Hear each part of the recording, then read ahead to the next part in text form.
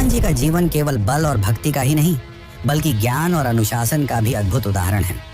जब हनुमान जी युवा अवस्था में पहुंचे तो वे जानते थे कि केवल शारीरिक बल से कुछ नहीं होगा, इसके साथ ही उन्हें ज्ञान की प्राप्ति भी करनी होगी। और इसी ज्ञान की खोज ने उन्हें ब्रह्मांड के महानतम गुरु सूर्य देव की शरण में पहुंचाया। सूर्य देव जो निरंतर गतिशील रहते हैं, उनके शिष्य बनना साधारण बात नहीं थी, क्योंकि वे हमेशा भ्रमण करते रहते थे और अत्यंत गतिशील थे। पर हनुमान जी ने भी ठान लिया था कि वे उन्हीं से शिक्षा प्राप्त करेंगे। जिसके बाद हनुमान जी ने भी अपनी गति बढ़ाई और सूर्य के साथ साथ चक्कर लगाते हुए सभी विद्याओं का ज्ञान लेने लगे। पराशर संहिता के अनुसार सूर्य देव के पास 9 विशेष विद्याएं थीं, जिनमें व्याकरण, ज्योतिष, योग, वेदांत, नीति और तर्क के साथ साथ एक ऐसी विद्या भी थी जिसे कामशास्त्र कहा जाता था।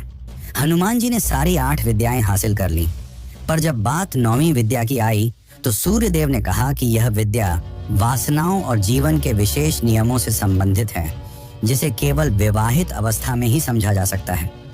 ये बात सुनकर हनुमान जी ने सूर्य देव से विनती करते हुए कहा कि प्रभु, मैं यह विद्या नहीं सीख सकता, क्योंकि मैंने आजीवन ब्रह्मचर्य पालन करने की प्रतिज्ञा ली है।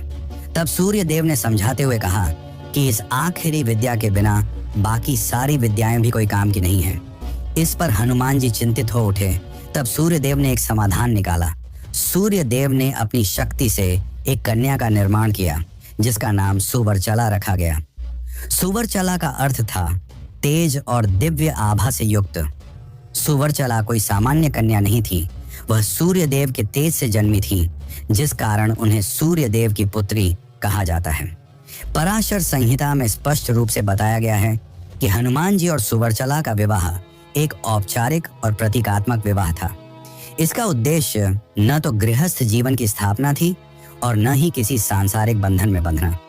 यह विवाह औपचारिक था, जिसका केवल उद्देश्य ज्ञान की प्राप्ति था।